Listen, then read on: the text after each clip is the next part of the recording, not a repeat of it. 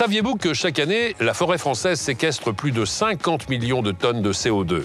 Son rôle est donc essentiel pour atténuer les effets du changement climatique. Mais la vitesse de celui-ci et les bouleversements qu'il crée poussent les forestiers à se poser de nombreuses questions. Car la gestion forestière représente une des solutions pour maîtriser une partie des risques et aider la forêt à être plus résiliente.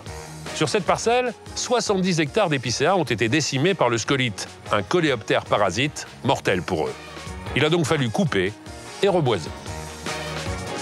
Bonjour Frédéric. Bonjour Stéphane. Tout se passe bien? Très bien. Et vous? Ça pousse naturellement? Oui. Il faut quand même parfois un peu aider ces jeunes plants, mais oui, la nature fait bien les choses. Dites-moi, on a quand même du mal à imaginer qu'il y a simplement quelques années, la forêt ici avait un tout autre visage. Il y avait quoi ici avant? Une majorité d'épicéas qui occupaient environ 70 hectares. 70 hectares sur une parcelle qui fait combien dans l'ensemble? Le massif fait 590 hectares. D'accord, très bien. Donc il y avait 70 hectares d'épicéas, il y avait également des Douglas, mais c'est plutôt sur les épicéas que les coupes ont été faites dans un premier temps. Et là, c'est le réchauffement climatique qui a décimé plus ou moins cette forêt? C'est le réchauffement climatique qui sévit de plus en plus depuis quelques années, et ce notamment depuis les premières sécheresses de 2016. Après, il y a eu un épisode qui est lié au scolite, qui est un parasite. Alors, quand on parle du scolite, c'est quoi les ravages qu'effectue le scolite sur les arbres? Alors, le scolite, c'est un insecte ravageur qui vient grignoter le bois. Et en grignotant le bois, il va empêcher le passage de la sève brute qui est nécessaire pour la photosynthèse, et donc empêcher l'arbre, en fin de compte, de se protéger et donc de croître. Il vient jouer sur la capillarité de l'arbre, plus ou moins, quoi. Oui, en quelque sorte, c'est ça, oui.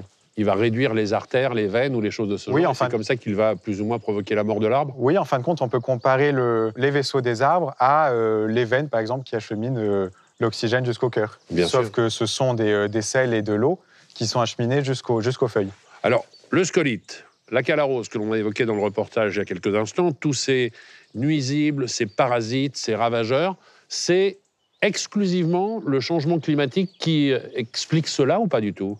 Disons que les scolites et les autres ravageurs peuvent être considérés comme des ravageurs secondaires, parce qu'une fois que l'arbre est affaibli, si vous voulez, c'est comme une porte d'entrée qui s'est ouverte aux parasites. L'insecte va en profiter, il va venir se nourrir du bois, pondre. C'est cette opération qui va se renouveler plusieurs fois, qui peuvent affaiblir un peuplement entier et le décimer. Une fois qu'on a identifié le scolite qui a ravagé 70 hectares ici, on a décidé de reboiser. Quelles essences ont été choisies et comment on assure une certaine combinaison? Ce sont des essences qui déjà ont des risques qui sont moindres face au réchauffement climatique. Donc on a des essences qui résistent bien à la chaleur, comme les pins maritimes. On a aussi des essences que l'on trouve habituellement dans nos régions, comme le chêne Cécile, qui poussent plutôt bien et qui sont frugales. Et d'autres essences, comme le chêne rouge et le Douglas, qui ont été plantés en moindre quantité, mais pour assurer un mélange des essences. Et finalement, cette combinaison, c'est la clé du succès pour assurer une meilleure résilience face à la maladie, face aux parasites, face à tout cela? Oui, tout à fait. Comme le risque sanitaire est diminué, si jamais un parasite sévit sur une essence en particulier, il y a peu de chances qu'il sévisse également sur une autre essence. Quand on décide de reboiser une parcelle, est-ce qu'on travaille avec les nouvelles technologies? Je pense aux drones, par exemple, pour identifier les différentes parcelles, les différents îlots, plus ou moins, qu'on souhaite reboiser? Oui, tout à fait, c'est ce qui a été fait ici.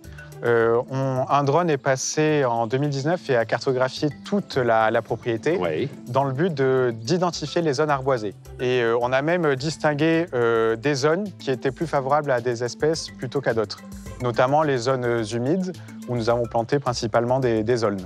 Les générations précédentes avaient déjà travaillé sur ce mélange des essences? Avant, ils avaient tendance plutôt à faire de la monoculture, mais c'est parce qu'aussi, ils n'avaient pas les connaissances suffisantes que l'on a aujourd'hui, grâce à toute la recherche, aux nouvelles technologies.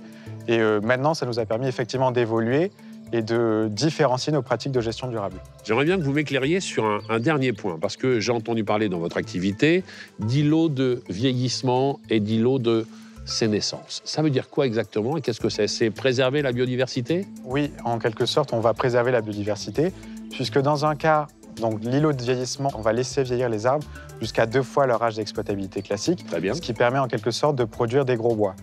Et après, il y a les îlots de sénescence dans lesquels, en fait, l'exploitation est exclue, c'est-à-dire qu'on n'est plus censé y passer. L'îlot de vieillissement, on peut toujours y intervenir pour couper des bois. Par contre, l'îlot de sénescence est mis sous cloche. J'ai bien compris que vous travaillez au quotidien pour faire en sorte que nos forêts soient plus fortes, plus courageuses face à la maladie, face aux insectes, face au changement climatique. Mais avant de les faire pousser, ces arbres, dans vos forêts, il va falloir, dans un premier temps, les laisser grandir en pépinière.